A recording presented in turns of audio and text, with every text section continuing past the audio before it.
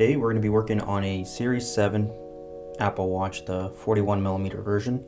As you can see, the back housing here where the heart rate sensor is cracked, so we're going to be replacing that today. The first thing we're going to do is take off the screen. We're going to start with our heat gun here. So our settings right now for our heat gun are about 180 degrees Celsius at 60 airflow. So we're going to actually start heating up the housing here on the side.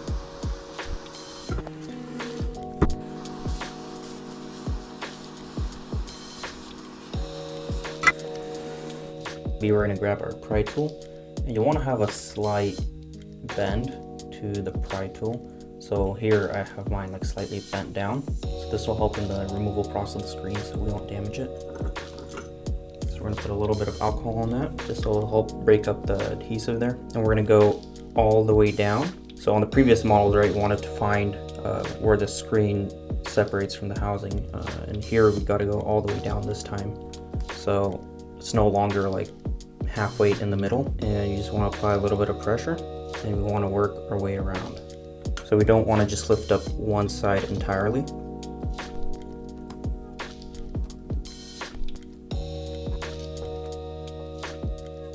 Now we're going to grab our plastic spudger here, put some alcohol in it, and again we're going to start working on the screen here where it connects. And you don't want to pull it straight out, you want it more parallel like this. So then this way you're not putting stress on the display. Then we got two connectors here. So we're going to flip the tab. We're going to set aside the screen. All right, next we're going to have to remove the battery. So to do this, we're just going to add some alcohol so it can, again, break up the adhesive a little bit. So we'll just feed it right into there. So on these smaller variants, the battery is covered in this metal here. So in order to not disform it, we can't really pry the battery out of there. What we would want to do is grab a flathead here, and at the very corner there's like a little lip where it meets. And so without touching the housing here with the metal so we don't scratch it up, I'm just going to apply some pressure, and not too much, like you don't want to just put all your strength into it, just some pressure and just hold it, and you'll feel it start to give over time. So if it's like really hard, you just continue giving that constant pressure, just let the alcohol do its work. These batteries can really deform really easily if you try and like pry it out with anything, even the plastic spudger. So the best point would be right there on that lip, or that lip right there.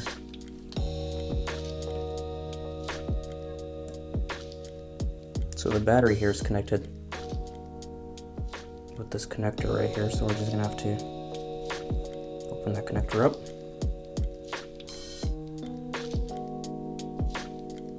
Slide it right out. So that's our battery.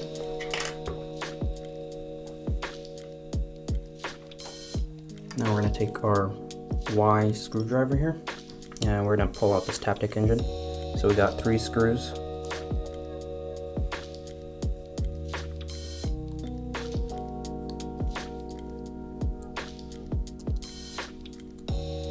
Now there's a connector right underneath the Taptic engine, so don't just pull it out.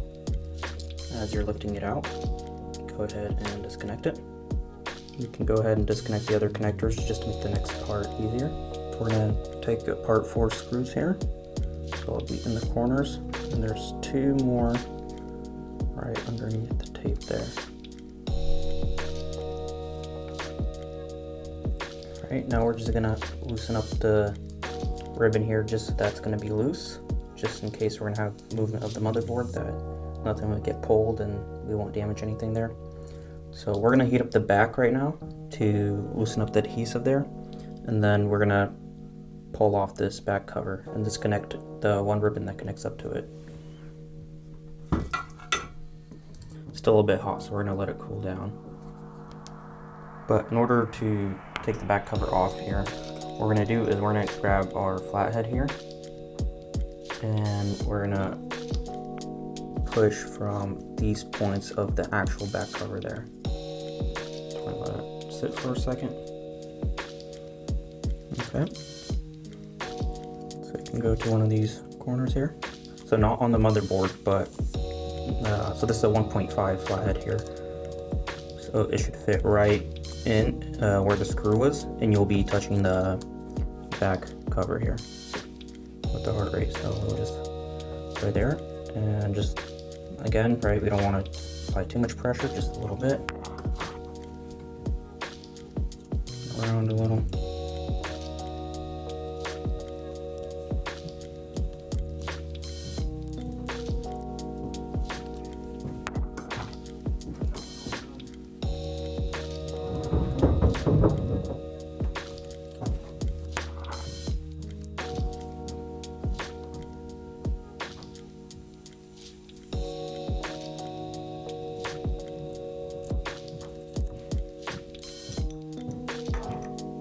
Alright, now that we got it moving a bit, like you'll feel it when you're doing it when it's starting to give, we're going to grab our spudger here and make sure it's pretty sharp.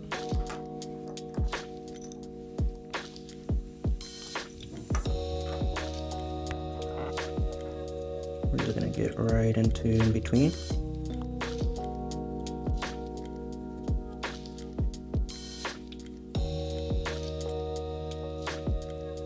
Now there's that ribbon there.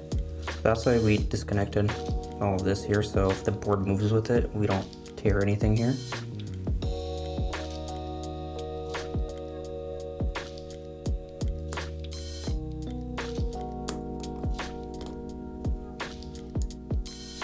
There we go.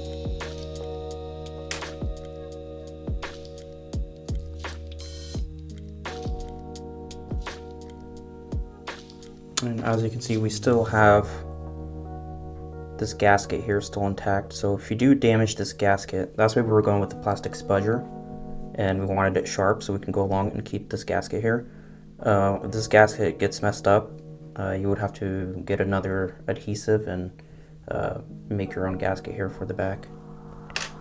So let's go ahead and clean it up, and we'll start putting on the new back cover. Alright, so we're going to use our flathead to help connect this up. So first you want to make sure all these springs are lined up well.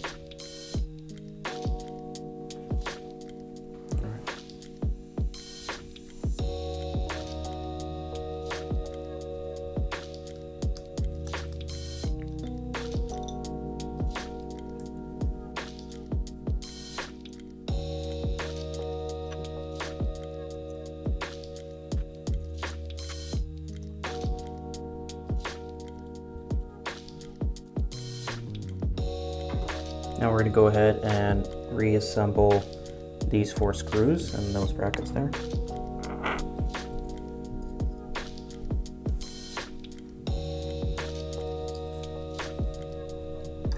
Next, let's reconnect all the connectors that we disconnected from before.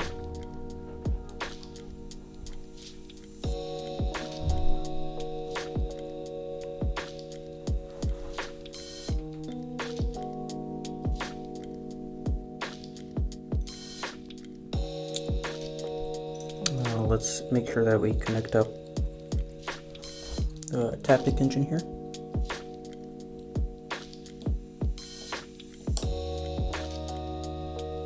Now we've got the 3 screws for the Taptic engine.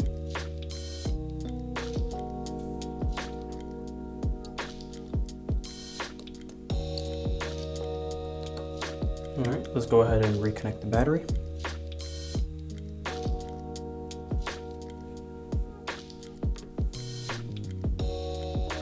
And if you did mess up the adhesive here when taking it off and it's not as tacky as you would like, you can go ahead and replace that with like a double-sided tape or something.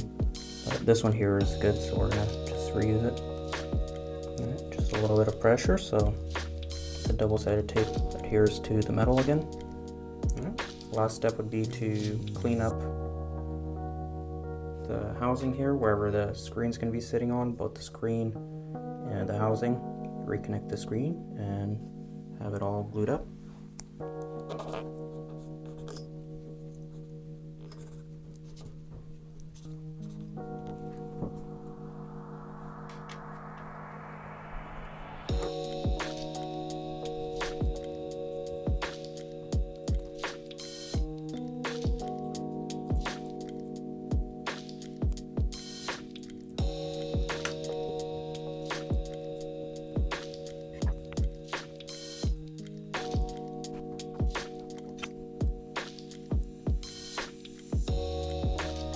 Alright, so we connected up the screen, secure the ribbon down nicely, and last step, we're going to take our adhesive, just put it around the ring here, and close it up, and let it sit to cure for 24 hours, and we should be good. So let's go ahead and start putting that adhesive.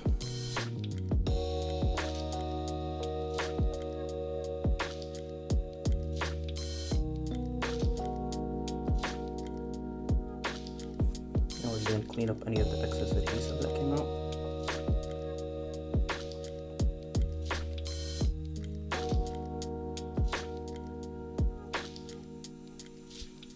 Now the watch is charging, and we'll also double check the heart rate sensor. These parts are tested beforehand, but it never hurts to double test. Now all that's left, so you just apply a little bit of pressure to the screen so that while it's adhering, it will have the same amount of pressure, so that would adhere nicely.